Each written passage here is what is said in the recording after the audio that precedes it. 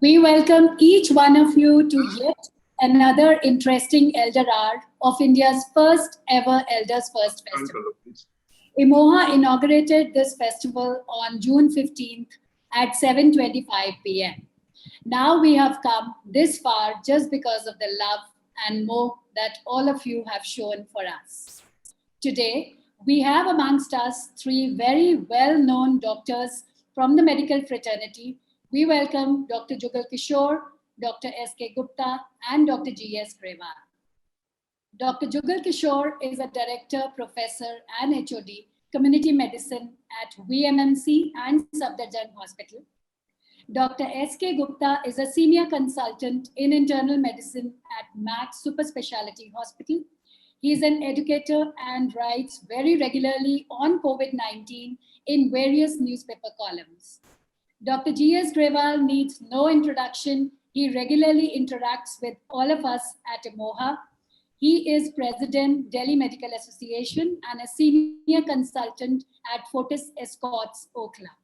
Today, we are going to discuss a very relevant topic, elders and COVID-19. What is the future? Over to you, Dr. Grewal, for having some interesting discussion on the same. Thank you, Dr. Kalo. Thank you very much, and namaskar and good evening to all the IMOHites, if I can call you. And I think there is a great coincidence which I just realized, Dr. Kalo, that Dr. Gupta, Dr. Jugal Kishore, and myself all belong to Maulana Azad Medical College. So it's a more of a medical college moment. So I think it's all of you together, absolutely. It's a very proud moment for all of us. And of course, it's a matter of pride for the institution to have such distinguished academicians as Professor Jugal Kishore and Dr. Gupta. Dr. Gupta and Professor Jugal Kishore are both now teachers. Every day, let me share with you, every day in the morning, everybody wakes up trying to open their WhatsApp and get their expert comments from Dr. Gupta about the COVID, which he's been regularly doing for, I think, last nearly about 1 year now, Dr. Gupta. So, and it's a pleasure because they are all very well researched comments and very simple comments. So, today's topic for the IMOHites, ये topic इसलिए है कि future. See, the uncertainty and apprehensions, both about COVID are so much, especially in the elders, not that the whole population is not having, but जो elder population है, उनमें apprehensions and uncertainties इतनी ज़्यादा है कि मैंने ये feel किया है, which I think the experts, both of them, I will be asking this question from them, कि कई सारे elders, they fail to understand within themselves कि हम पूछे क्या, क्योंकि किसी बीमारी के बारे में अगर डायबिटीज के बारे में जाना है तो वो पूछते हैं डॉक्टर साहब दवाई क्या ले, डायबिटीज से बचने के हमें क्या क्या करना चाहिए, हम क्या ना खाएं, कैसे. तो there are certain set questions in the person's mind जिसको वो लेके बीमारी के बारे में जाते हैं. अब कोविड को लेके इतना डर और इतना अनसर्टेनिटी है कि वो खुद ही परेशान होते हैं कि हम डॉक्टर से पूछे क्या. So that creates further apprehension. So today's topic, हमारी कोशिश रहेगी कि हम दोनों experts के through जितने हमारे elder IMOHites हैं, उनकी हम कुछ uncertainty और apprehension कोविड को लेके कुछ कम करें ताकि वो अपने आप को आने वाले समय में अपने आप को प्रिपेयर करें. एक बड़ा डरावना सा स्टेटमेंट हर तरफ से सुनाई देता है, you have to now live with COVID. अब जब लिव विद कोविड है, एक तरफ तो कहते हैं कोविड मार देगा, फिर कहते हैं कोविड से live with Covid, again a very confusing statement. But there is a positive, and the positive which will come from the discussion is that पिछले साल मार्च 2020 में हमें इस बीमारी के बारे में जितना जानकारी थी और आज 27 जुलाई 2021 उस जानकारी में बहुत अंतर आ गया है. उस जानकारी की वजह से आज डॉक्टर गुप्ता और डॉक्टर जुगल किशोर आपके एप्रीहेंशंस और आपके अनसर्टेनिटीज को कम करने की कोशिश करेंगे. So it will be backed by evidence. जो वो बोलेंगे उसका प्रमाण है उनके पास कि वो क्यों कह रहे हैं. पिछले साल मार्च में हमारे पास कोई प्रमाण नहीं था. जो कह रहे थे रिसर्च के बेसिस पे कह रहे थे, लेकिन आज प्रैक्टिकल एक्सपीरियंस भी हो चुका है. उनको डील करने के लिए डॉक्टर गुप्ता ने इतने पेशेंट्स ट्रीट किए हैं कि वो अपनी पर्सनल एक्सपीरियंस भी बता पाएंगे. Doctor Jugal Kishore just called me, he is joining. Good evening, Dr. Jugal Kishore. Good evening, ma'am. Good evening. We welcome you on board at the Moha platform. Thank Well, you good so evening. much for joining us. Good evening, Mr. Jugal Kishore. I was just sharing with all the young Emohites. It is a matter of coincidence that all of us are from Maulana Azad Medical College. और doctor कालो, एक और बात है कि मैं इन दोनों से सबसे कम पढ़ा लिखा हूँ. And the senior most doctor. And the senior. Yes. तो बाल सफेद है और बात है, पर पढ़ाई में ये दोनों मेरे से आगे हैं. So I treat them more as my teachers than my colleagues. So Dr. Jugal, we were just talking about the apprehensions and uncertainties of COVID. और एक लाइन कही जा रही है, which I just shared with everybody, कि एक line कही जाती है, now we have to live with COVID. अब एक तरफ तो मैं कह रहा था कि लोग कह रहे हैं कोविड मार देता है, दूसरी तरफ हम कह रहे हैं टू लिव विद कोविड. आने वाले समय में, in the time to come, my first question to, मैं सबको पहले इंट्रोड्यूस कर दूं. Professor Jugal Kishore Vardhman medical college में head of department of community medicine है. तो ये बीमारी की जो रिसर्च है कि बीमारी कैसे फैल रही है, कितना फैलेगी, आने वाले टाइम में कितना खतरनाक रहेगी, उसके बारे में जानकारी देंगे. और डॉक्टर गुप्ता से मैं रिक्वेस्ट करूंगा कि वो हमें एक्चुअल इनकी practical knowledge with his scientific knowledge of having treated patients, और जो हम कह रहे हैं कि एल्डर्स को लिव विद कोविड है, उसका असली मायने क्या है कि कोविड आपके साथ रहेगा, आपके घर में रहेगा. What does it mean? So I will start with professor Jugal Kishore. Doctor Jugal, what we saw was last year that COVID आया, बहुत ही ज्यादा कंफ्यूजन था. I would now like to ask you, with this experience of yours, इन्होंने जो research किया, आज की तारीख में जो पेंडेमिक था वो कितना प्रिडिक्ट हुआ, उसमें से कितनी सच्चाई हुई? सबको समझाने के लिए मैं समझा दूं कि हमने प्रिडिक्ट किया कि जी 100 केस होंगे, तो आज 100 में से कितने केस हुए, और उसके बेसिस पे आप अगले 3 महीने में क्या प्रिडिक्ट करते हैं कि कोविड का incidence and severity based on the past knowledge. Can you predict what can happen in the next 3 months, जो चीज ना होके भी? Thank you. आप हमारे गुरु के समान है सर. आप कहते हैं हम आपके टीचर नहीं हो सकते. आपसे एक्चुअली एक्सपीरियंस, मेडिकल साइंस में तो एक्सपीरियंस ही काउंट होता है. बाकी तो और भी जो ये कहते हैं कि डॉक्टर का जो कंपोनेंट है वो कम्युनिकेशन एंड एम्पैथी का ज्यादा होता है as compare to professional knowledge. वो बहुत कम होता है। तो वही हम बार बार कहते हैं कि चाहे वो हमारे एल्डरली पेशेंट हो तो उनमें उनसे कैसे इंटरेक्ट करना है वो एक इम्पॉर्टेंट बात है उनके बारे में। अदरवाइज नॉलेज तो बहुत सारे लोगों को होती है। सर ये क्वेश्चन जैसे कोविड का हम देख रहे हैं, एक्चुअली हमारे देश में प्रॉब्लम क्या है कि रिकॉर्ड्स नहीं है या डाटा हमारा पूरा नहीं होता, उसकी वजह से बहुत सारे प्रिडिक्शंस हमारे नहीं होते और जो होते हैं वो फिर आर्बिट्रेरी होते हैं। अब इतना कंट्रोवर्सी चल रही है कि कनाडा से प्रभात है, he doctor Prabhat, he said that there must be 29 lakhs people और 35 lakhs पीपल के करीब डेथ्स हुई है इंडिया में, लेकिन हमारे रिकॉर्ड कहते हैं कि only just not even 5 lakhs। तो कितना बड़ा गैप है।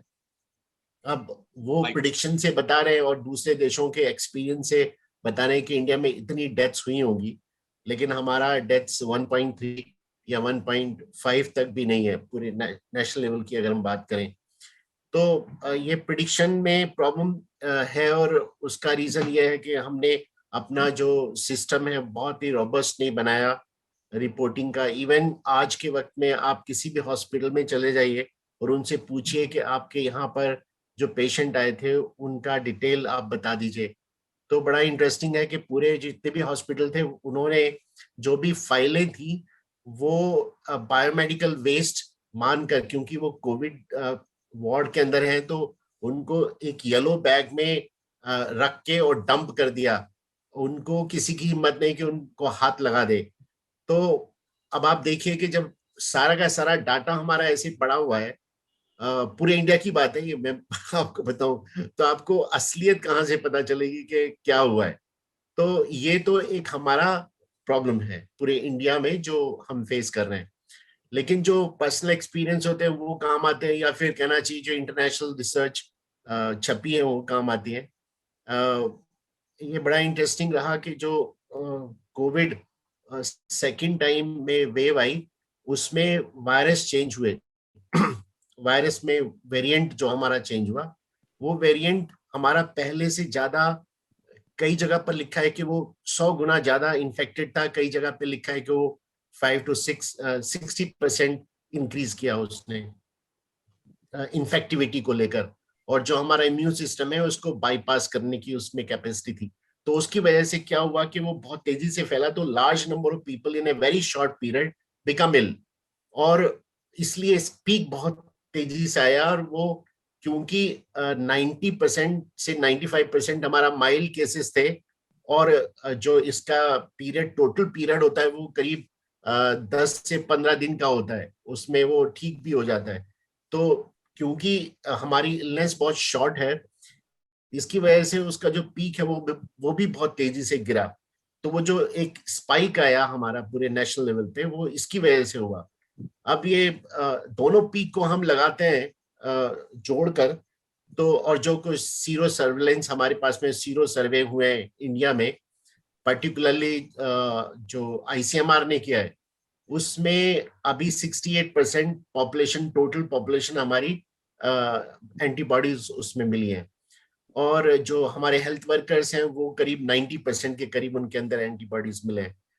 तो और अगर हम पिछला देखें, पिछली वेव का देखें, तो उसमें भी करीब 20-25% लोग थे जिनको एंटीबॉडीज बन गए थे और वो डिसअपियर हो गए, क्योंकि एंटीबॉडीज ब्लड के अंदर 3 महीने से 6 महीने तक रहती हैं, उसके बाद में फिर वो बहुत ही कम हो जाती हैं और डिटेक्टेबल नहीं होती।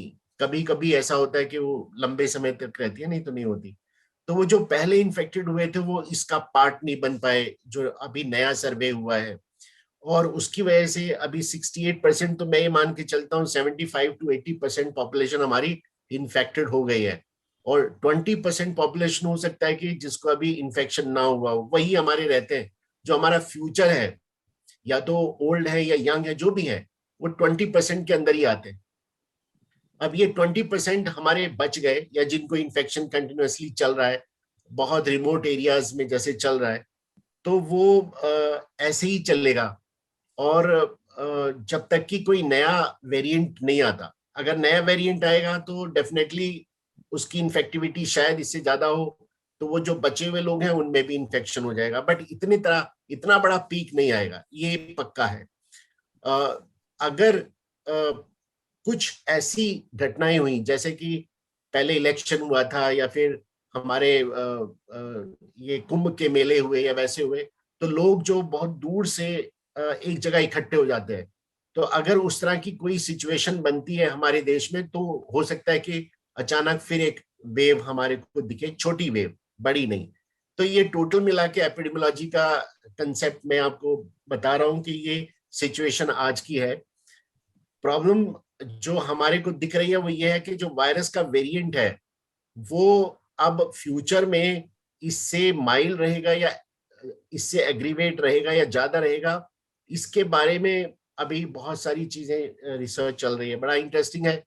और वही एक रीजन है कि जो अमेरिका में गेन ऑफ फंक्शन के ऊपर रिसर्च चल रहा था, जिसमें जो वायरस है उसको हम ज्यादा एक्टिवेट करते हैं लैब के अंदर, जिससे वो ज्यादा इन्फेक्टेड हो जाए। उसका पर्पस ये था कि हम ऐसा वायरस बना लें जो ज्यादा इन्फेक्टेड होगा, तो उससे जो हमारी वैक्सीन बनेगी वो ज्यादा सक्सेसफुल होंगी। तो लेकिन उससे नुकसान भी हुआ, हमने वायरस को मैनिपुलेट किया तो वो इतना खतरनाक हो गया।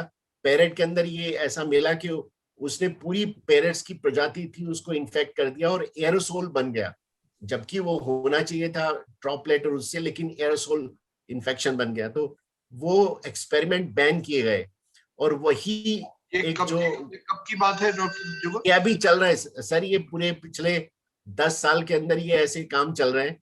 और ये वुहान के अंदर जो वायरस की बात कर रहे हैं वो शायद यही कि शायद ये लैब से आया है, या इस तरह से जो एक्सपेरिमेंट वुहान में चल रहा था गेन ऑफ फंक्शन का, जो अमेरिका के अंदर बहुत बड़ा इसके ऊपर एक हंगामा चल रहा है।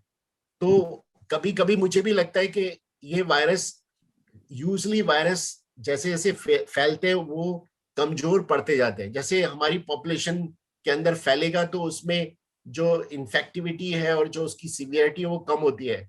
इस वायरस के अंदर उल्टा हुआ है, मतलब कि जैसे जैसे बढ़ा है वैसे वैसे ये बहुत ज्यादा इसमें इन्फेक्टिविटी और वो देखने को मिला है कि इम्यूनिटी को आप सरपास कर रहे हैं।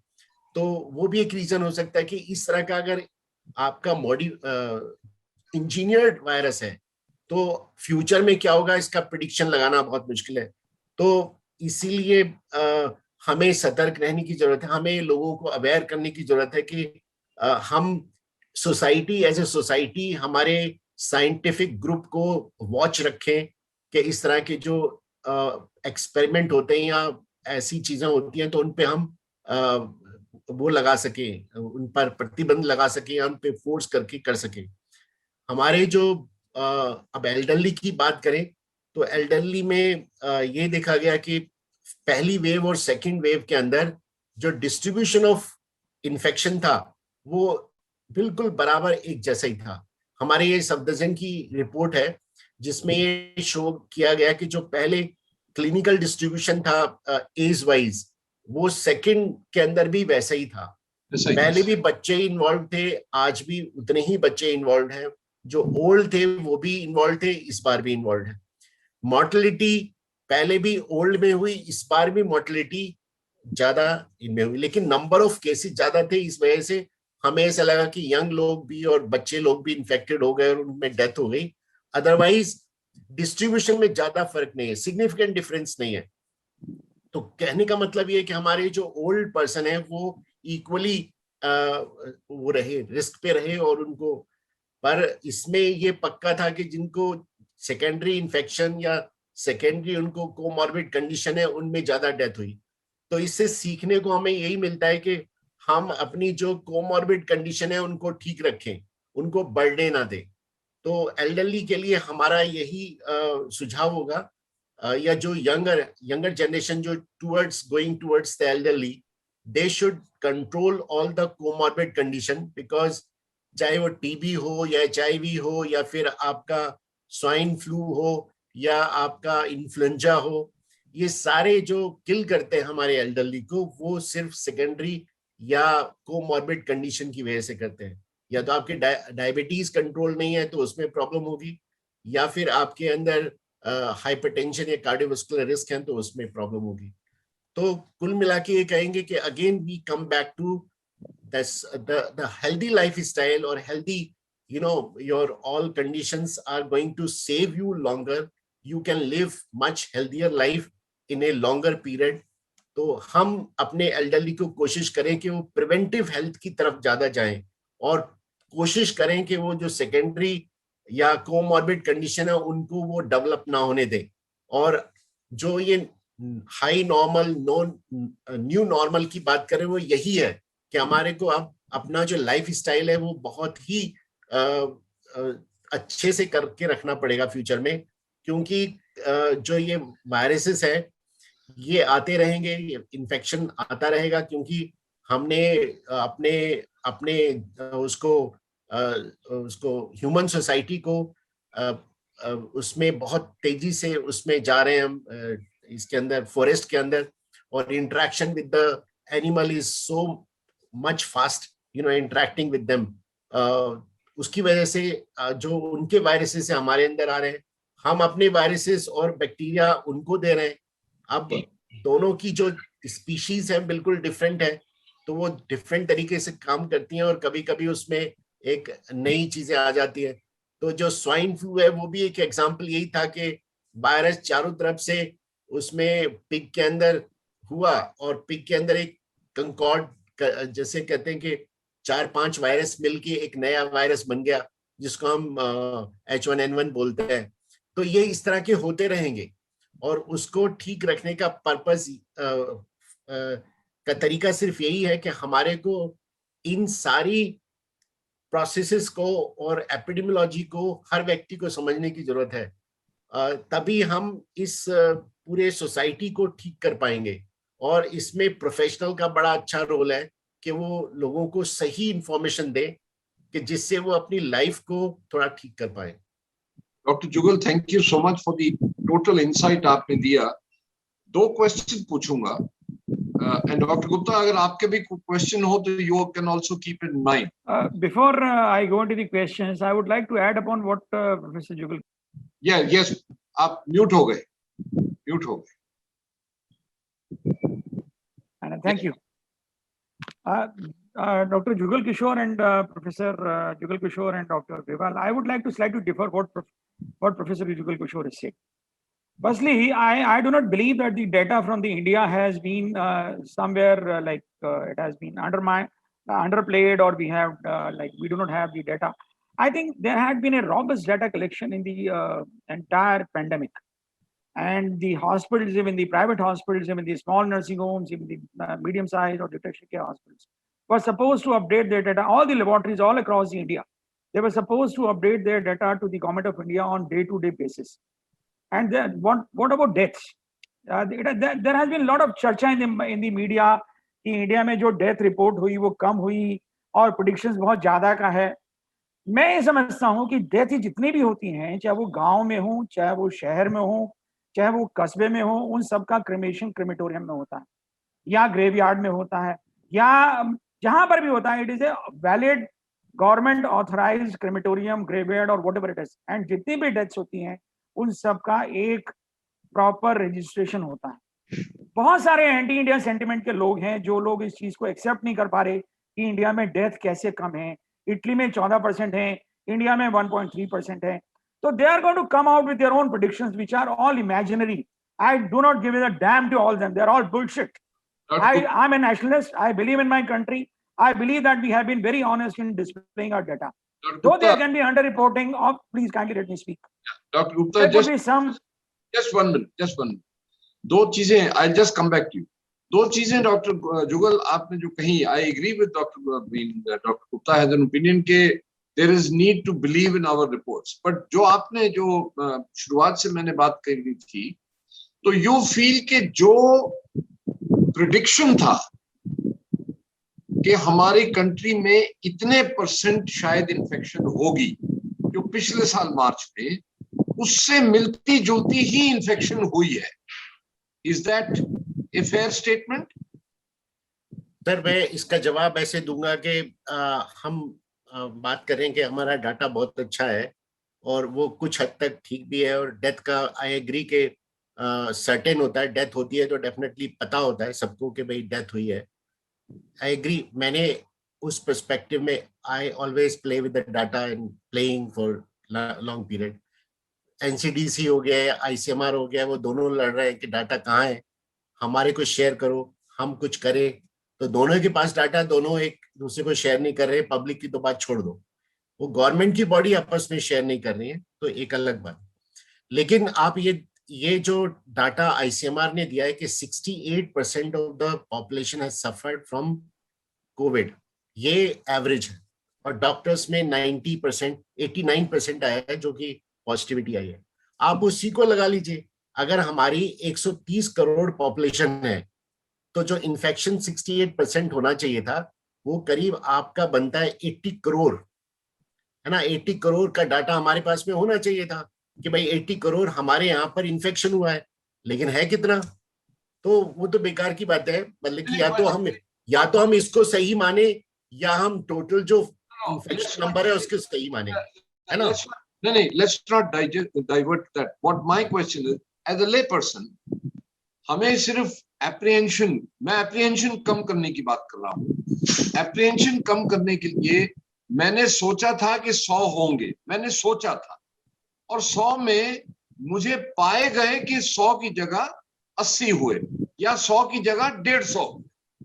बिटवीन दैट फिगर कितना डिफरेंस है? Is that, and can that be used? Can that difference be used to predict के फ्यूचर में क्या होगा? My concern more इसके, अगर हमने पिछले साल जो भी आंकड़े मिले या सोचे कि जब पैंडेमिक होता है और जो वायरस हवा में जाता है तो उसके चांसेस ऑफ स्प्रेड इतने होते हैं, तभी तो हमें कुछ प्रिकॉशंस बोले गए। अब वैसे नहीं हुए, क्योंकि हम जब सब लास्ट ईयर हम सब प्रिकॉशंस में क्या कर रहे थे, हम तो सर्दियों के टाइम में भी आके दिन में 2 बार नहा रहे थे, पूरा हम अपना ढक के स्पेस सूट पहन के काम कर रहे थे। तो उस स्टेज से जब हम इस स्टेज पे आ गए हैं कि अब हम डबल मास्क पहन के, शीट पहन के मैं काम कर रहा हूं, क्या हम कह सकते हैं कि आने वाले टाइम में, जैसे आपने कहा कि वेव नहीं होगा, तो इतनी सर्टेनिटी हो गई है कि मैं इतने प्रिकॉशन लूं तो परसेंटेज ऑफ मेरा इन्फेक्शन होने का चांस वहां से यहां हो गया है, ये हम कह सकते हैं? सर, एक मैं आपको बिल्कुल क्लियर बात कर दूं कि कोई ये सोचे कि मैं इन्फेक्शन से बच जाऊंगा, चाहे मुझे कुछ भी करना पड़े, मैं इन्फेक्शन नहीं होगा मुझे, वो छोड़ देना चाहिए बात। इट इज नॉट पॉसिबल, क्योंकि ये वायरस नया है, हमारे अंदर एंटीबॉडीज पहले तो फर्स्ट वेव में जब थोड़ा सा हम सोच रहे थे, देख रहे थे, तो फिर भी एक आशा बनी थी कि शायद हमारे अंदर एक इनेट इम्यूनिटी है जो 20-30% पॉपुलेशन को बचाएगी। और ये कहीं हद तक कुछ साइंटिस्ट ने यूके और जर्मनी के डाटा को लेकर भी कहा, तो हम भी दिल्ली और इसमें इंडिया में सोच रहे थे कि काफी ऐसे पॉपुलेशन होगी जिनको इन्फेक्शन होगा ही नहीं, लेकिन ये अप्रूव हो गया है कि नहीं, सब लोगों को इन्फेक्शन होना है, तो ये छोड़ देते हैं कि भाई इन्फेक्शन उससे पहले अगर हम वैक्सीन लगवा ले तो ये पक्का है कि हमारा सिवियरिटी नहीं होगी हमारे को, तो इन्फेक्शन सभी को होना है। पर यह है कि हमने ये सारा जो लॉकडाउन और ये सारी चीजें की, क्योंकि अगर एक वक्त में सारे लोगों को इन्फेक्शन होगा तो हम उनको मैनेज नहीं कर पाएंगे। और वही एक एग्जांपल है सेकंड वेव के अंदर कि सबसे ज्यादा जो हमारे को प्रॉब्लम हुई कि हमारे पास ऑक्सीजन नहीं है, बेड नहीं है, ये सारी चीजें, क्योंकि अचानक ही इतने सारे पेशेंट हुए कि हमारा हेल्थ सिस्टम उसको नहीं कर पाया, हैंडल नहीं कर पाया। तो जो वही है कि डॉक्टर जुगल किशोर गाइडेंस हमें दे रहे हैं सबके लिए, कि जो प्रिडिक्शन आज हम दे पा रहे हैं उसके बावजूद एक प्रिकॉशन जरूर कह रहे हैं वो, कि your guard should not go down. आपका जो प्रिकॉशन लेने का जो आपका स्टेप्स है, जो भी कदम है, वो कम नहीं होंगे। That is important, that should be very careful that the steps you would take for precaution of masking, washing hands and distance. Are you willing to say, Professor Jugal Kishore, that the fear of contracting infection through the sabzi which is coming to my house, through the Zomato ka pizza coming to my house, वो जो एक fear था, वो क्या कुछ कम हुआ है? Sir, मैंने आपको बोला, वो शायद आप दूसरे तरीके से आपने इंटरप्रेट किया, सभी को इन्फेक्शन होना है। ओके, आप चाहे कुछ भी कर लें, सभी को इन्फेक्शन होना है, या तो वो वायरस से होगा या फिर आप वैक्सीन से करिए, क्योंकि हर व्यक्ति इम्यून नहीं है इसके अगेंस्ट। तो आज नहीं, कल जरूर होगा इन्फेक्शन। यही है कि अगर हमारे को इन्फेक्शन हो तो वो सीवियर ना हो। पहले हम ये सोच रहे थे जब वैक्सीन नहीं आया था कि अगर वैक्सीन आया तो हो सकता है कि हम उस इन्फेक्शन से बच जाएं, लेकिन आज हमें पता है कि वैक्सीन लगने के बाद में भी आपको इन्फेक्शन होगा, पर ये सर्टेन है कि वो सीरियस नहीं होगा। तो कम से कम हम इतना मान के चलते हैं कि आप वैक्सीन लगवाइए, और वैक्सीन लगवाने के बाद में कम से कम आपको मॉर्टेलिटी नहीं होगी या सीवियरिटी नहीं होगी। That's the only thing we have, but it does not की बात कर रहे हैं। हाँ सर, एक और बात कहूंगा कि इसका मतलब मैं ये नहीं कह रहा हूं कि आप अपने जो प्रिकॉशंस है वो हटा दें, क्योंकि अगर प्रिकॉशंस आपने हटाए तो क्या होगा, अचानक आपके इन्फेक्शन उन लोगों के अंदर जो अभी जिनके अंदर इन्फेक्शन नहीं हुआ है उनको हो सकता है, और अचानक एक वक्त में इन्फेक्शन हुआ तो अगेन हमारे सामने एक बड़ी प्रॉब्लम आ सकती है उसको हैंडल करने की। Although government has played a very great role now that whatever required, like the beds and oxygen and everything, is now in much better place, and for children also they have made a very good plan. But whatever you make, if the 20% of the population get infected in a very short period, then the problem will arise, and that is only possible if we have a variant of virus, new variant of virus, which is always there. The prediction can always be there, or we are organizing some event which bring those all 20% population in one place. जैसे अभी कावड़ का सोच रहे थे तो कावड़ बंद किया, अदरवाइज क्या होता कि वो दूर दराज के घरों से निकल के जो हमारे यंगस्टर हैं सारे वहां पर पहुंच जाते हरिद्वार, और वहां पर इन्फेक्शन हो जाता सबको। तो अच्छा किया कि इस तरह से किया उन्होंने। I think the Professor Jugal Kishore का message for the future is that unpredictability and uncertainty उतनी ही है, क्योंकि there is a strong possibility that you will still be able to get the infection. But vaccine has come as a savior. I think so much as far as the spread goes. Spread से ये है कि फैलेगा जरूर, लेकिन आप बच सकते हैं अपने precautions लेके, और वैक्सीन लेके आपको जो severity of infection है वो जरूर कम होगी। That has also been understood and proven. जब मैं कह रहा हूं proven, ये बात आई है that this is what science has taught us. Now, when the infection does come, when I come to Dr. Gupta, आप वायरस आपके शरीर में एंटर कर गया, आपके सारे प्रिकॉशंस लेने के बावजूद एंटर कर गया। डॉक्टर गुप्ता, इस 1.25 साल 1.5 साल के दौरान हमें संक्षिप्त में ये बहुत कंफ्यूजन होता है लोगों को, which I want to clarify today through you. Infection का, वायरस का, वो कहते हैं 9 दिन का जर्नी है in the human body. Can you please take us through a journey कि वायरस मेरे अंदर आया, अंदर बॉडी के क्या क्या प्रक्रिया हो रही है जो बाहर कैसे नजर आती है? Dr. Gupta is an innovative person and I'm sure he will innovate his answer to my complicated question, which I'm sure he will be able to answer. So, for the purpose of the young Emohites, virus आपके अंदर आने के बाद virus अंदर क्या होता है और आप उसको बाहर कैसे महसूस करते हैं, This is what Dr. Gupta would tell you now. Please, Dr. Gupta, welcome. Thank you. Thank you, Professor Jugal Kishore, for making a baseline for me to work upon. दो तीन चीजें मैं जो पहले कहना चाहूंगा, और जो मेरा जो टॉक है वो basically confined to the elderly.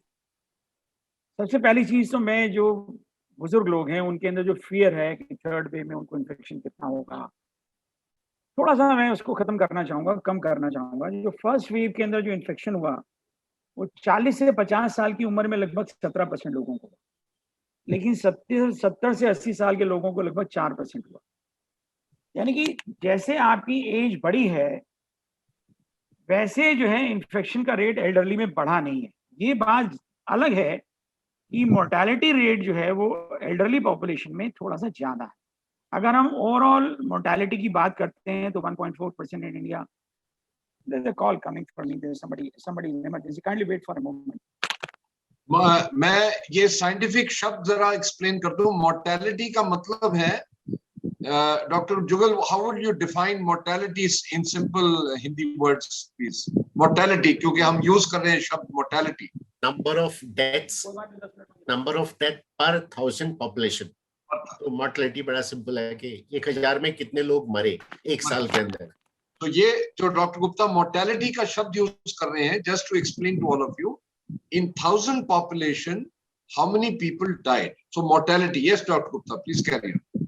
दूसरी जो बात है वो ये है कि जो एल्डरली पॉपुलेशन थी उनके लिए more than 60 years I am saying, उनके लिए vaccination was open on 1 March. They were the very first ones among the general population except the health care workers and the frontline workers to get vaccinated.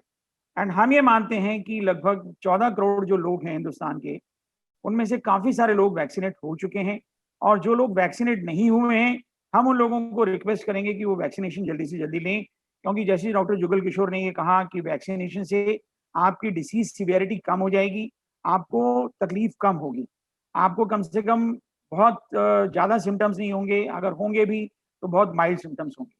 This is about the second thing. तीसरी बात जो मैं कहना चाहता था कि जो sero survey के बारे में बात कही, वो ये कही गई कि सीरो सर्वे के अंदर जो सीरो प्रेवलेंस है, यानी कि ये पाया गया कि लगभग 67% लोगों में हिंदुस्तान के जो एंटीबॉडीज हैं वो डेवलप हो चुकी हैं। यानी कि 67% लोग जो हैं वो प्रोटेक्टेड हैं from the future infection in case the virus does not mutate.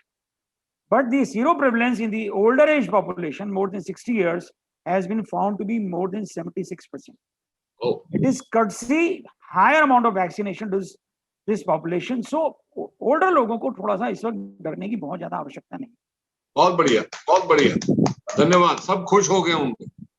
तीसरी चीज जो बात मैं कहना चाहता हूँ, older population does not move out much. उन लोगों की मोबिलिटी बहुत कम होती है। They have, I've been telling them from the very beginning, old save the old from the young. Old people को इन्फेक्शन मिलता है यंग लोगों से जो बाहर घूमने जाते हैं। ओल्ड लोग कावड़ में तो जाते नहीं, ओल्ड लोग कुंभ में नहाने भी बहुत कम जाते हैं, ओल्ड लोग सब्जी लेने भी बहुत कम जाते हैं।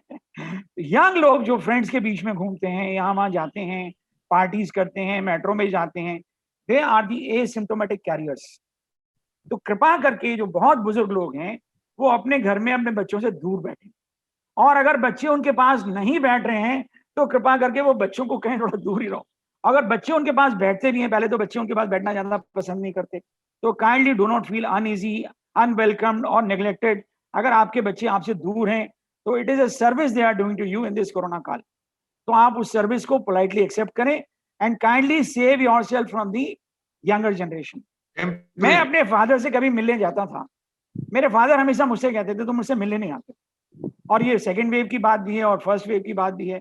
तो मैं हमेशा अपने फादर को कहा करता था, बाबूजी मैं आपसे दूर से ठीक हूँ, मैं इतने पेशेंट्स हॉस्पिटल में देखता हूँ, और मैं कभी जब बाबूजी बहुत नाराज भी हुए तो उनसे मिलने भी गया, और मैं उनसे 6 फुट की दूरी पे बैठता था, मास्क लगा के बैठता था, और उनसे भी रिक्वेस्ट करता था प्लीज मास्क लगा लो। तो शुरू में उनको थोड़ा सा दिक्कत हुई कि भाई ये मेरे से मिलने नहीं आते, मुझे नेग्लेक्ट कर रहे हैं। मैं यही सब बुजुर्गों को संदेश देना चाहता हूँ कि प्लीज अपने यंग लोगों को अपने पास बैठने से रोकें। दूसरी चीज जो खास इंपॉर्टेंट चीज है वो ये है कि अगर आपको डायबिटीज है, अगर आपको ब्लड प्रेशर है, अगर आपको रात को नींद नहीं आती है, अगर आपको सांस की बीमारी है, अगर आपको किडनी की बीमारी है, तो इन सब बीमारियों को यथाचित पूरी तरह से कंट्रोल में रखें। अपना वॉक आप बाहर करने नहीं जा सकते हैं, मुश्किल है आजकल, घर में वॉक करते रहें, खाने पीने पर परहेज करें, ध्यान दें, और बाकी अपनी जो दवाइयां हैं वो नियमित रूप से लेते रहें। आज हम इस कोरोना काल के अंदर काफी चीजों से दुखी हैं, पर बहुत सारी चीजें इस कोरोना काल में अच्छी भी हुई हैं। क्या अच्छी हुई हैं कि आपको दवाइयां ऑनलाइन मिलती हैं, आप ऑनलाइन ऑर्डर करके रिक्वेस्ट करके अपने बच्चों से मिलवा सकते हैं, मंगवा सकते हैं, वो दवाइयां रेगुलरली यूज कर सकते हैं, अपने घर में योग कर सकते हैं, टीवी देख करके आप अपना टाइम व्यतीत कर सकते हैं। तीसरी चीज, आप डॉक्टर अग्रवाल ने मुझे जो कहा कि किस तरह के सिम्टम्स होते हैं ओल्ड एज के अंदर, क्या सिम्टम्स होते हैं, उनके बारे में बताना जरूरी है। ओल्ड एज के लोगों के अंदर जो सिम्टम्स होते हैं कोरोना के, वो बड़े लोगों जैसे, यंग लोगों जैसे नहीं होते। उनका शरीर इतनी तेजी से रिएक्ट नहीं करता जितना बड़े यंग लोगों का करता है। बहुत संभव है कि उनके अंदर बुखार ना हो, बहुत संभव है कि उनको ठंड ना लगे, बहुत संभव है कि उनको बहुत हल्की सी खांसी हो, क्योंकि बहुत बुजुर्ग लोगों का सिस्टम अलग तरह से काम करता है। तो अगर आपको भूख नहीं लग रही है, large number of old age people might just have simple symptom, उनको भूख लगनी बंद हो जाती है। दूसरा, दे माइट हैव फटीग, उनको थकान होने लगती है, दे कांट वॉक। तीसरा सिम्टम, वो गिरने लगते हैं, कभी कहीं गिर गए, कभी कहीं गिर गए। दो, जैसे कि खांसी है, बुखार है, थकान है, ये सिम्टम्स भी कम बुजुर्ग लोगों में हो सकते हैं। लेकिन जो ज्यादा बुजुर्ग लोग हैं, उन लोगों के अंदर बुखार ना होना, खांसी का बहुत ज्यादा ना होना, थकान थोड़ी सी होना हो भी सकती है, नहीं भी हो सकती है। लेकिन अगर वो थक ज्यादा रहे हैं, अगर वो ज्यादा चल नहीं पा रहे हैं, उनको भूख लगना बंद हो गया है, तो they can be early symptoms of Covid. वो इनके ऊपर गौर करें। अब मैं आपको पर्सनल एग्जांपल बताता हूँ। My mother in law, she is around 82 years of age. My wife suddenly complained to me that mummy is not walking these days. She has stopped walking. जैसे वो घर में घूमती थी, उन्होंने 3 महीने पहले सेकंड वेव में घूमना बंद कर दिया। I got disturbed. What is this? What is something going wrong? कोई बुखार नहीं है उनको, कोई प्रॉब्लम नहीं है, एंड वो अल्जाइमर से पीड़ित हैं, वो बता नहीं सकती अपनी बात। Suddenly I requested my wife कि आप उनको बोलिए कि वो अपना SpO2 चेक करें, और the first sign which was found कि उनका ऑक्सीजन सैचुरेशन कम मिला, जो कि 94% था। तो sometimes in old age people oxygen saturation may be the first symptom, may be the first sign for the COVID. तो इस बारे में गौर करें, अपना ऑक्सीजन सैचुरेशन पल्स ऑक्सीमीटर से बार बार चेक करते रहें। विशेष तौर पर अगर आपको थकान हो रही है, आप चलने फिरने में कमी महसूस कर रहे हैं, आपको भूख लगना बंद हो गया है, तो हो सकता है कि आप कोविड के शिकार हो रहे हैं, आपको सिंपल लूज मोशंस हो गए हैं। These are the symptoms which may be different in the older age people than the younger age people. And now what happens? Once the virus goes, 13-14 दिन वायरस को अंदर जाकर के काम करने में लगते हैं। The period may vary from 0 to 5 days to 14 days. Initially जब वायरस मुंह के अंदर जाता है, नाक के अंदर जाता है, देखिए इस वायरस की एक खास बात है कि ये वायरस हमें हिंदुस्तान से लेकर अमेरिका तक चला जाएगा हवाई जहाज में बैठकर, लेकिन ये वायरस आपके मास्क को क्रॉस नहीं कर सकता। इस वायरस की ये एक खुशनसीबी कह लीजिए, आपकी खुशनसीबी है, वायरस की बदनसीबी है। It can travel miles, but it cannot travel a 2 millimeter distance of a mask. So please, all old age people, wear good quality mask, that too properly. एक अच्छा मास्क क्या है? कोई जरूरी नहीं कि आपको सर्जिकल मास्क खरीदना है या N95 मास्क खरीदना है। आप एक ट्रिपल लेयर का सूती कपड़े का मास्क अच्छी तरह से नाक को और मुंह को कवर करके, थोड़ी तक कवर करके पहन लीजिए, और उसको टाइटली पहन लीजिए। खास तौर पे जब आप अपने बच्चों से बात कर रहे हैं, घर के अंदर ऐसी जगह बैठे हुए जहाँ 2 लोग आपके साथ हैं, या आपके घर में कोई कोरोना का मरीज है, उस वक्त आप अपने चेहरे पर मास्क जरूर लगा करके बैठें। अपने घर के खिड़की दरवाजे खोल कर रखिए, ये क्योंकि खिड़की दरवाजे जो हवा का आजार होता है, आवागमन हवा का होता है, उसमें वायरस हवा में डाइल्यूट हो जाता है और इन्फेक्ट करने से रोकता है। आप मास्क जरूर लगाइए। अगर आपको सब्जी लेने जाना पड़ता है, आप ये मत समझिए कि मैं ये सब्जी वाला ईमानदार है या ये सब्जी वाला मुझे इन्फेक्शन नहीं दे सकता, किसी को भी इन्फेक्शन हो सकता है। और मैंने आपको सबसे शुरू में कहा कि जो यंग लोग हैं उनसे बचा करके रखिए आप अपने आप। तीसरी चीज, मैंने अभी आपको बोला कि ये मास्क के बिना नाक में बैठ करके लोगों की अमेरिका तक पहुंच गया, इंग्लैंड तक पहुंच गया भारत से, वहां से यहां तक आ गया, सारे विदेशों में चला गया, लेकिन मास्क को ये नहीं क्रॉस कर पा रहा है। तीसरा, जब भी आप करेंसी को गिनते हैं, जब भी किसी से आप मिलते हैं, जब भी कहीं आप टच करते हैं, तो आप प्लीज उसके बाद अपने हाथों को सैनिटाइज कीजिए। अगर किसी और सामने वाले व्यक्ति के पास मास्क नहीं है तो आप उससे 2 मीटर की दूरी, कम से कम 6 फुट की दूरी बना के रखें। हो सकता है आपको ना सुन रहा हो, ज्यादा नजदीक जाने की जरूरत नहीं है, आप अगले साल सुन लेंगे, कोई फर्क नहीं पड़ने वाला, लेकिन ज्यादा नजदीक मत जाइए किसी के भी। अपने बच्चों के भी ज्यादा नजदीक मत जाइए, अपने छोटे बच्चों को अपने पास आने से बचिए। मैं फिर आपसे रिक्वेस्ट कर रहा हूं कि बहुत ज्यादा छोटे बच्चों के बीच में मत खेलिए।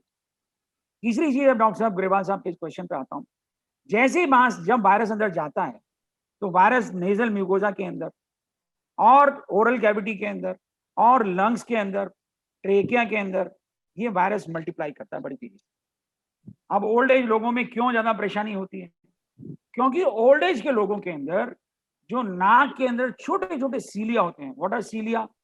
सीलिया एक ऐसे छोटे छोटे बारीक हेयर होते हैं जो सेल्स के ऊपर होते हैं और उस वायरस को झाड़ू लगा करके साफ कर देते हैं। They turn it away from the body. ये सीलिया ओल्ड एज के अंदर नेचुरली कम हो जाती है।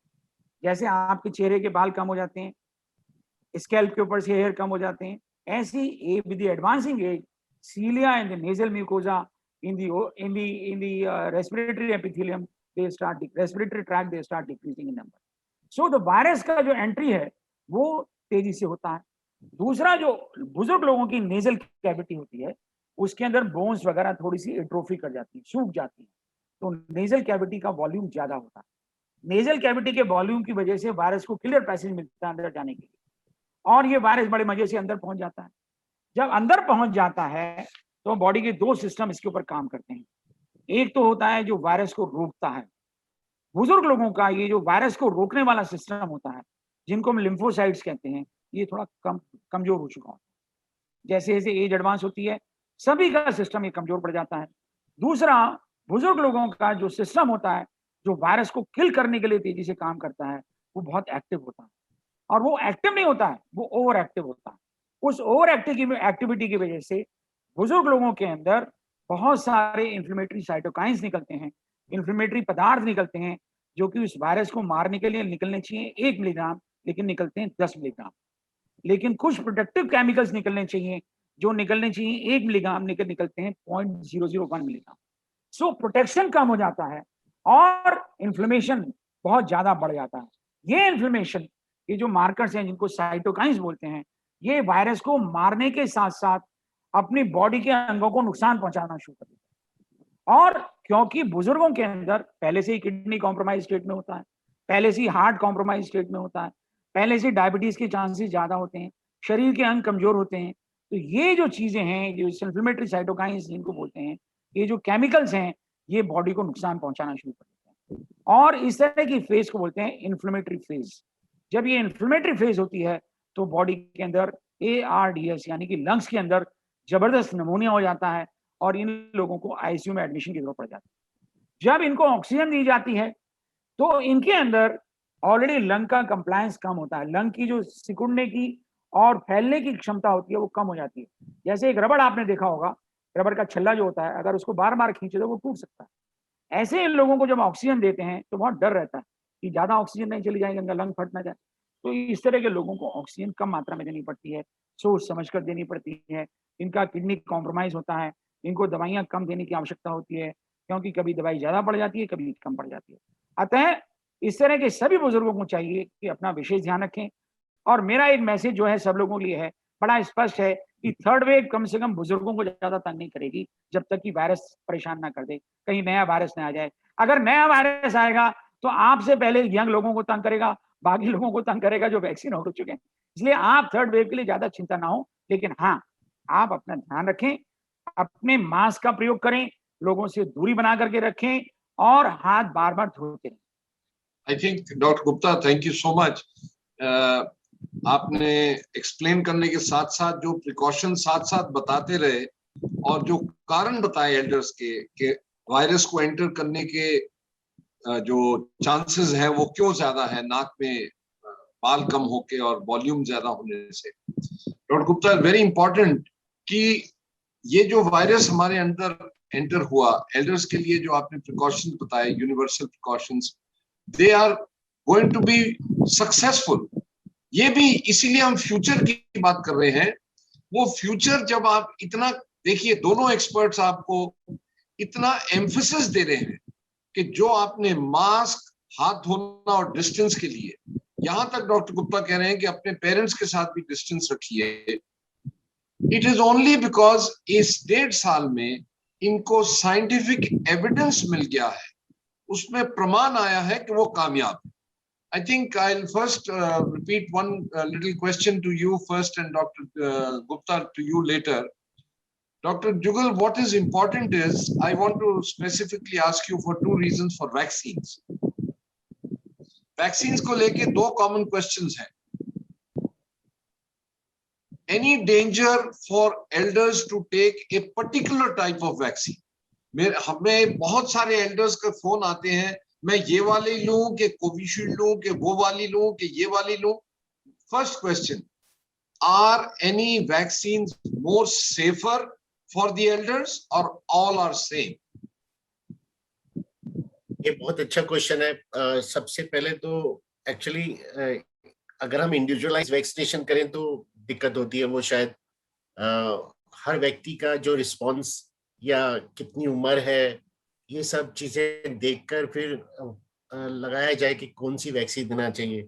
मैं पब्लिक हेल्थ वाला व्यक्ति हूँ, तो मुझे ऐसा लगता है कि जितना जल्दी सबको लग जाए, कोई सी भी वैक्सीन लग जाए, वो ज्यादा बेनिफिशियल होगा सभी के लिए। तो हमारा देश क्योंकि इतना डेवलप नहीं है कि हम उसके पहले एंटीबॉडीज देखें शरीर के अंदर, या और दूसरे कोई जैसे लिम्फोसाइट या और बी सेल वगैरह देखें तब हम वैक्सीन डिसाइड करें, तो वो बहुत मुश्किल काम हो जाएगा। इसलिए सारा जो वेस्ट में हो रहा है वैसा कॉपी ना करें कि वहां तो ऐसे हो रहा है, वो वैसे हो रहा है, क्योंकि वो जो वैक्सीन वहां पर चल रही है उनका एक्सपेरिमेंट हमारे यहाँ हुआ ही नहीं। जो वहाँ के लोग हैं हमारे से थोड़े डिफरेंट हैं, क्योंकि इन्वायरमेंट डिफरेंट है, खाना पीना डिफरेंट है।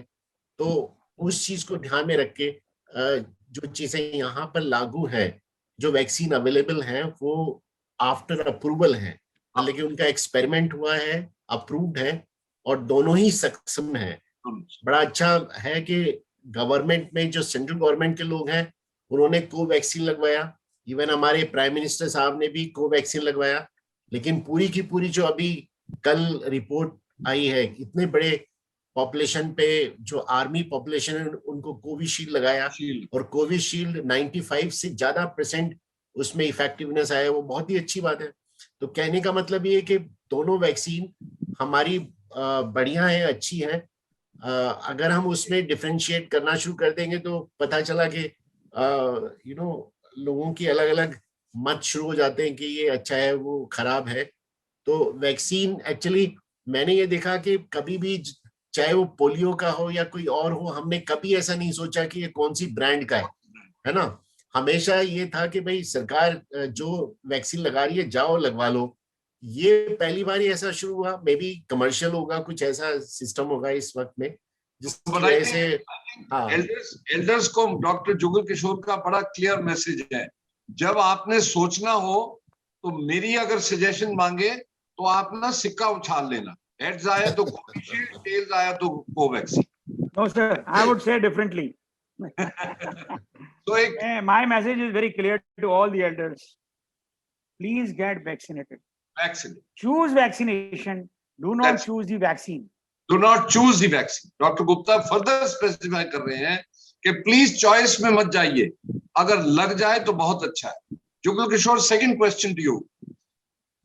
After having taken the vaccine, बहुत सारे एल्डर्स अपनी एंटीबॉडी टेस्टिंग करा रहे हैं और उनको एंटीबॉडी वैल्यूज नहीं आ रही। What do they do? Actually मैंने जैसे बताया ना कि ये वाला जो सिस्टम है कि भाई एंटीबॉडीज देखो तो पहले देखो और फिर बाद में वैक्सीन लगवाओ, तो ये हमारे देश में चल नहीं सकता और चलना भी नहीं चाहिए। ये तो कहीं नहीं चल रहा डॉक्टर साहब, ये तो किसी देश में नहीं हो रहा। नहीं हो रहा है, तो अब ये हमारे देश में शुरू हो गया कि बाद में आप एंटीबॉडीज देखिए। जब हमें पता है कि 95% पॉपुलेशन को इफेक्टिवनेस है, तो हमें क्यों करना है? ये है कि इसका जो वो है ना रेंज है, बड़ा इंटरेस्टिंग है। वो आपका जैसे 50 AU, that is arbitrary unit, to 80,000 arbitrary unit. You can imagine कि कितना बड़ा रेंज है कि आपकी इतनी तक हो सकती है ना, तब आप कहेंगे पॉजिटिव है। तो उसमें ना जाएं, आपको टाइम लग सकता है, किसी को 2 हफ्ते बाद में अच्छे बन जाते हैं, किसी को ज्यादा टाइम लगता है उसको बनने में। तो उसके ऊपर ना जाएं कि मेरे को नहीं हुआ। तो ये है कि इनको ये भी, अब देखिए मैं सबके साथ शेयर कर रहा हूँ। कल मेरे पास एक पेशेंट आए, डॉक्टर गुप्ता, डॉक्टर जुगल, वो आके कहते जी मेरे को वैक्सीन नहीं बनी, मैं अमेरिका से मॉडर्ना वैक्सीन मंगवा रहा हूँ। तो मैंने कहा भाई क्यों मंगवा रहे हो? मैंने कहा क्यों मंगवा, ये हिंदुस्तानी होगा कि जी अमेरिका से मंगवा लो, बढ़िया दवाई है। मैं कहा भाई मेरे जेल हो जाएगी। So please, the message is very clear from both the experts. आप वैक्सीन लगाइए और प्रिकॉशन साथ साथ लेते जाइए। That's it. Simple way of controlling your the infection. Dr. Gupta, from you, I would like to ask, besides vaccine, अभी भी मेरे पास अभी भी क्वेश्चन आया है चैट बॉक्स में भी कि आइवरमेक्टिन की गोली प्रिवेंशन के लिए लेनी चाहिए कि नहीं लेनी चाहिए?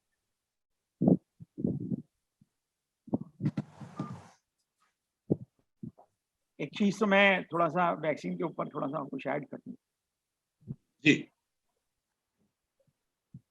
आप एक विश्वसनीय बात समझिए कि जो अमेरिका में वैक्सीन हैं, फाइजर और मॉडर्ना, ये ना समझें कहीं पर भी कि ये वैक्सीन हिंदुस्तान में लगने वाली वैक्सीन से किसी भी प्रकार से बहुत अच्छी हैं। हिंदुस्तान में लगने वाली दोनों वैक्सीन, कोविशील्ड जो कि 90% लोगों को लगी है और कोवैक्सीन जो लगभग 10% लोगों को लगी है, दुनिया के अंदर बहुत अच्छी वैक्सीन में से। ये आप कभी चर्चा सुनते होंगे कि यूरोपियन यूनियन ने इंडियन वैक्सीन को मान्यता नहीं दी। ये लोगों का जो एजेंडा है वो हमेशा एंटी इंडिया रहा है। कोविशील्ड वैक्सीन इंडिया में बनती है, उसको वो मान्यता नहीं देना चाहते। वही वैक्सीन उनके देश में बनती है, उसको वो मान्यता देना चाहते हैं, क्योंकि उनको ये हजम नहीं हो पा रहा कि हिंदुस्तान के लोगों ने वैक्सीन इतनी ज्यादा मात्रा में बना दी, हमारे लिए भी बना दी, दुनिया के 60 देशों में एक्सपोर्ट भी कर दी, और अपनी दुनिया भर की पॉपुलेशन 50 करोड़ लोगों को लगभग लगा चुके हैं। 50 करोड़ लोगों को और लगाना चाहते हैं। 50 करोड़ को नहीं लगा चुके, 45 करोड़ को लगा चुके हैं। तो ये they are not able to digest. तो इसलिए उनका प्रोपेगेंडा हमेशा इंडिया को नीचे करने का रहेगा। दूसरी चीज जो मैं आपको समझाना चाहता हूं वो ये है, सेल मीडिएटेड इम्यूनिटी है, जो लॉन्ग प्रोटेक्शन है, वो इंडियन वैक्सीन के द्वारा बहुत ज्यादा है, इसलिए ये संभव है। और जो शॉर्ट टर्म प्रोटेक्शन है वो हो सकता है mRNA वैक्सीन जो कि फाइजर और मॉडर्ना की वैक्सीन हैं उनके द्वारा थोड़ा ज्यादा होता हो। लेकिन अब डाटा आने लगा है, जैसे इजराइल के अंदर डाटा आया कि जो फाइजर की वैक्सीन है वो इन्फेक्शन को प्रिवेंट करने में कुल मिलाकर के 41% इफेक्टिव है, लेकिन कोवैक्सीन बहुत ज्यादा इफेक्टिव है। इसलिए आप ये ना समझें कि विदेशों की वैक्सीन किसी प्रकार से बहुत ज्यादा अच्छी है। दूसरी, आप अगर विदेश से मंगवाते हैं, उसको -20 डिग्री सेंटीग्रेड पर यहाँ लाना और उसको फिर यहाँ प्रिजर्व करना, एयरपोर्ट से यहाँ तक ट्रांसपोर्ट करना, it is basically smuggling. It is not going to be easy job. आप हो सकता है उसको लगवा करके खुश हो जाएं, आप स्मगल भी कर लें, लेकिन क्या वो कोल्ड चेन को ओवरराइड करके आएगी, यह आपके लिए हमेशा क्वेश्चन रहेगा। अतः इस प्रकार के झंझटों में ना पड़े, अपने देश में बनने वाली वैक्सीन को नमन करते हुए लगवाएं। अब दूसरा क्वेश्चन सर आपका क्या था वो प्लीज मुझे ivermectin was used by large number of us. बहुत सारे डॉक्टर्स ने, मैंने भी, सब लोगों ने आइवरमेक्टिन बहुत ज्यादा यूज किया। सेकेंड वेव में बहुत यूज हुआ। कुछ स्टडीज जो है बांग्लादेश से आई थी और जो उत्तर प्रदेश की गवर्नमेंट ने उसको प्रोफिलैक्टिक यूज के लिए भी दिया गया। मैं ज्यादा साइंटिफिक डाटा में नहीं पढ़ूंगा, मैं सिर्फ एक बात कहूंगा कि क्या उत्तर प्रदेश में सेकेंड वेव का केसेस कम थे? नहीं थे, they were at par with the rest of the country. दूसरा, क्या हम जिन लोगों को आइवरमेक्टिन दिया, क्या उन लोगों को कोरोना होने से रोक सके? नहीं रोक सके। जिन लोगों को आइवरमेक्टिन दिया, क्या उन लोगों में सिम्टम्स जल्दी रिजॉल्व किए? नहीं रिजॉल्व किए। क्या वो लोग सीरियस डिसीज में गए? इसका मतलब मेरी नजर में और हमारे ऐसे बहुत सारे डॉक्टर्स की नजर में आइवरमेक्टिन का ना कोई प्रोफिलैक्टिक रोल है, ना कोई थेरेपेटिक रोल है। आप कहेंगे क्या डॉक्टर गुप्ता आपने दी? जी हाँ, मैंने भी दी, अपने बहुत सारे पेशेंट्स को दी, लेकिन मेरे को किसी का कोई बेनिफिट ऐसा नहीं लगा कि मैं जिसको आइवरमेक्टिन नहीं दे रहा हूँ वो किसी तरह से हार्म में है, किसी तरह के नुकसान में है, और जिसको मैं आइवरमेक्टिन दे रहा हूँ वो किसी तरह के फायदे में। तो अतः इस ड्रग के ऊपर ज्यादा परेशान ना हो। जो सबसे बढ़िया आइवरमेक्टिन है वो है mask. So I think the question is very clear. That ivermectin is no more to be used. Your mask and vaccine, two most important. Another question, Dr. Gupta, is about the cocktail जो आया है from America, I believe some vaccine, क्या antibody cocktail. तो अब ये इसमें मेरी जो सजेशन है, ऐसे क्वेश्चंस पूछ के आप अपने आप को डर ज्यादा डाल रहे हैं। Please don't go into those questions. वो कॉकटेल कैसे काम करेगा, क्या नहीं करेगा। देखिए, हमने मारुति चलानी है तो हम BMW के बारे में ना पूछे, अपनी मारुति में रहें और खुश रहें। Doctor Jugal, what do you से? बिल्कुल सही। मार्केट में बहुत सारी चीजें अवेलेबल हैं इस वक्त में, और बड़ी फैंसी चीजें अवेलेबल हैं, वो सिर्फ दे आर कमर्शियल वैल्यू है उनकी, बस और कुछ नहीं है।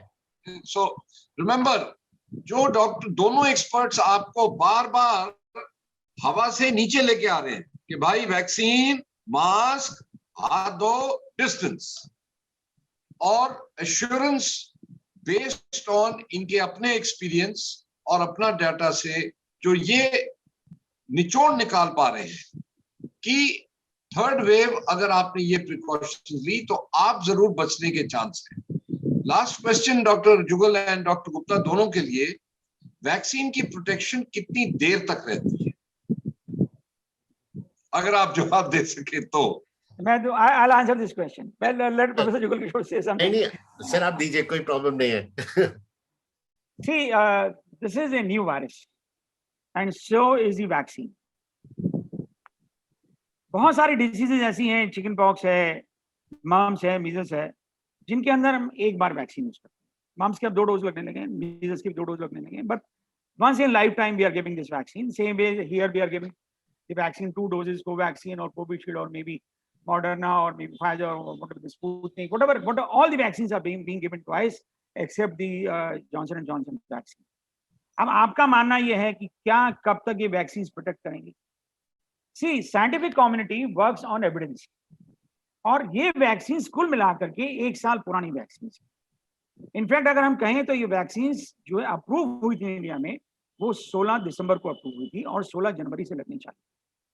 अभी तक का जो डाटा हमारे पास है लगभग 6-7 महीने का डाटा है, और 6-7 महीने में हमने ये पाया कि vaccine are effective nearly 95%। Secondly, अब ये आगे आने वाले टाइम में कितने साल तक इफेक्टिव रहेंगी? जो मॉडर्ना का डाटा है वो ये बताता है कि लगभग वैक्सीन, मॉडर्ना की वैक्सीन 1 साल तक इफेक्टिव है। इसका मतलब ये नहीं है कि कोवैक्सीन जो है 1 साल तक इफेक्टिव नहीं है, या कोविशील्ड 1 साल तक इफेक्टिव नहीं है। सिर्फ ट्रायल, जो डाटा जो ट्रायल का हुआ है, जो एक्सपेरिमेंटेशन हुआ है, मॉडर्ना वालों ने थोड़ा सा पहले कर लिया, कोवैक्सीन वाले अब कर लेंगे उसको। तो आप ये ना समझें कि ये मॉडर्ना किसी तरह से ज्यादा इफेक्टिव है, but as of now we have the evidence that vaccines are effective 1 year at least. I am saying 1 year at least. They might be effective lifelong. We do not know. So neither we have to remain worried, nor we have to go complacent कि भाई अब तो हमें vaccine लगी, अब corona नहीं हो सकता।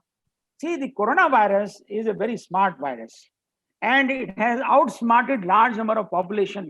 It has outsmarted the Americans, the most smart people in the world, they call themselves. It has outsmarted the Italy. They had the best healthcare system in the world, and they produce the maximum mortality in the world. So ये ना समझें कि ये virus कोई छोटा virus है। इस virus ने सब लोगों को तंग कर दिया, और प्रोफेसर जुगल किशोर ने कहा कि हर किसी को ये इन्फेक्शन होगा, चाहे वो पहलवान किस्म का व्यक्ति रहा हो, चाहे वो 20 किलोमीटर दौड़ लगाने वाला एथलीट रहा हो, चाहे वो खेत में काम करने वाला किसान रहा हो, चाहे वो डायबिटीज का पेशेंट रहा हो, या वो यंग आदमी रहा हो, या वो बच्चा रहा हो। इसके अगेंस्ट इम्यूनिटी हम लोगों में नहीं है। या तो सब क्लिनिकल इन्फेक्शन से हो जाए, जैसा कि हमारे सीरो सर्वे में दिखाया गया कि 67.6% लोगों को इम्यूनिटी डेवलप हो गई, सबके सबको इन्फेक्शन हो गया, बट सबके सबको सिम्टम्स नहीं हुए। इसलिए हमारे पास उसका डाटा नहीं है, और वो डाटा कहीं से दुनिया में किसी के पास भी नहीं आ सकता।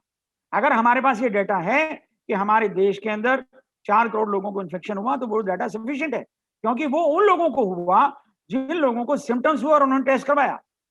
लेकिन बहुत सारे लोग ऐसे थे जिनको कोई सिम्टम्स ही नहीं आए, इसलिए उनके अंदर एंटीबॉडीज तो डेवलप हो गई, लेकिन हम उनका डाटा हमारे पास नहीं है। तो इसलिए आप बिल्कुल वैक्सीन के प्रोटेक्शन के बाद, दूसरा जो क्वेश्चन था वो ये था कि क्या हमें बूस्टर डोज लगवाना चाहिए। It is a very important question. With permission from the chair, I am going to answer this question. Please please. जो लोग 2 डोज वैक्सीन के लगवा चुके हैं, दे आर फुली प्रोटेक्टेड। मैंने भी 2 डोज लगवाए हैं, मैं डॉक्टर हूँ, डॉक्टर जुगल किशोर भी 2 डोज लगवा के बैठे हैं, डॉक्टर ग्रेवाल साहब भी 2 डोज लगवा के बैठे हैं। हमें कोई बूस्टर डोज लगाने को तैयार नहीं है, और हम लगवाने को भी तैयार नहीं।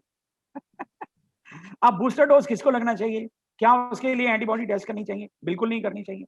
एंटीबॉडीज जो हैं वो अपने आप से कम हो जाएंगी। एंटीबॉडीज का लेवल 1.5 से 2 महीने 3 महीने के बाद कम होने लगता है। अगर आप अपनी एंटीबॉडी 4 महीने के बाद टेस्ट करवाएंगे तो वो आपकी एंटीबॉडीज कम हो जाएंगी। अब कैसे प्रोटेक्शन रहता है? क्योंकि एंटीबॉडीज का लेवल कम हो गया लेकिन फिर भी बॉडी प्रोटेक्टेड है, क्योंकि बॉडी के अंदर जो छोटे छोटे सेल्स होते हैं, जैसे पुलिस के अंदर कोई चोर काम कर रहा था ना, पुलिस उसका डाटा बना के रख लेती है। अब वो चोर साइलेंट हो गया, काम नहीं कर रहा, लेकिन पुलिस के पास उसका फोटो है, डाटा है। जैसे ही वो एक्टिवेट होगा, पुलिस उसका डाटा निकालेगी, उसके जहां के धार पकड़ लेगी।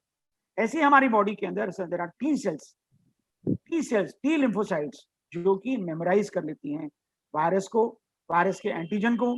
जैसे ही दोबारा वायरस का एंटीजन एक्टिवेट होता है, बॉडी के अंदर आता है, and these T cells they keep on patrolling the blood.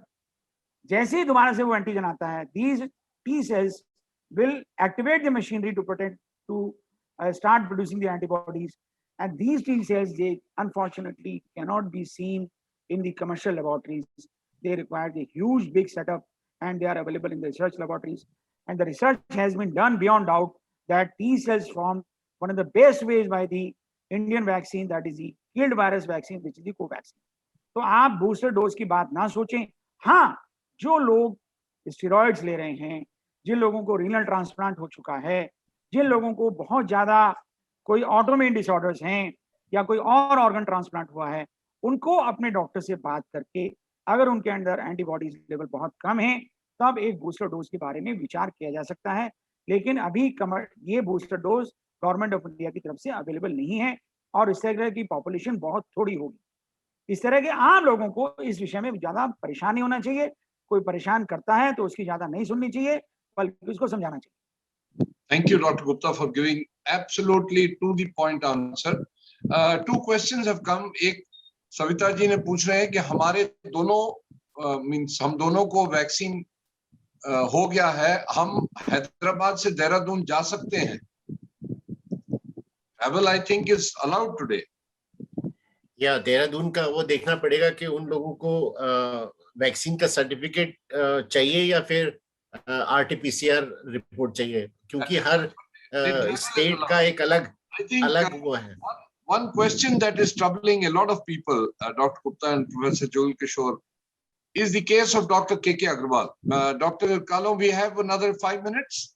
Yes, please. Okay. You must answer this. It has come multiple times. Yes, this has come a lot of. Now, Dr. K.K. Agarwal का instance वो इसलिए दे रहे हैं, dear friend of ours, कि उनको दोनों vaccine के बाद उनकी डेथ हो। Now, सबसे पहले, before I get the answer from both the experts, आप सब इमोहा के एल्डर्स को मेरी एक रिक्वेस्ट है, आप खुद देखिए कि इतने 60 साल 70 साल से आप लोग कितना साइंस पढ़ते थे पहले, कभी जिंदगी में नहीं पढ़ी। क्रोसिन की गोली खानी हो तो जाके केमिस्ट से खरीद लेते हैं। अब ये सडनली कोविड की वजह से सबको साइंस की इच्छा हो रही है, क्या हो रहा है अंदर, क्या हो रहा है बॉडी के अंदर, क्या हो रहा है। एक तरफ से अच्छा है, और दूसरी तरफ से बहुत सारे लोगों से वो सवाल पूछ के और कंफ्यूज हो रहे हैं। So please ask questions, but don't keep repeating those two yourself. Now, in terms of, we will simplify so that people don't get confused on this answer, Dr. Gupta and Dr. Jugal Kishore. 2 vaccine लगने के बाद protective immunity 100% होती है कि नहीं होती? Doctor Jugal किशोर? या 100% नहीं होती। नहीं। तो उसमें अगर 5% भी ऐसे हैं जिनको 100% इम्यूनिटी नहीं हुई, या कहना चाहिए जो रह गए, तो उसमें कोई भी व्यक्ति हो सकता है, उसमें मैं भी हो सकता हूँ, क्योंकि बॉडी है। So the first answer is that doctor Gupta, आप भी एग्री करते हैं कि दोनों इंजेक्शंस के बाद 100% इम्यूनिटी पॉसिबल नहीं है? I would like to answer it slightly more. जी। देखिए, कोई भी वैक्सीन दुनिया में जहां भी बनी है, चाहे वो हिंदुस्तान में बनी हो, अमेरिका में बनी हो, इंग्लैंड में बनी हो, रशिया में बनी हो, चाइना में बनी हो, इनके अलावा तो किसी ने वैक्सीन बनाई नहीं। अगर कोई रह गया हो तो there are many in the pipeline. No vaccine in the world for any disease is ever 100% effective. That's right. Secondly, these vaccines, they work by way of herd immunity. You create antibodies inside the body by taking the vaccine.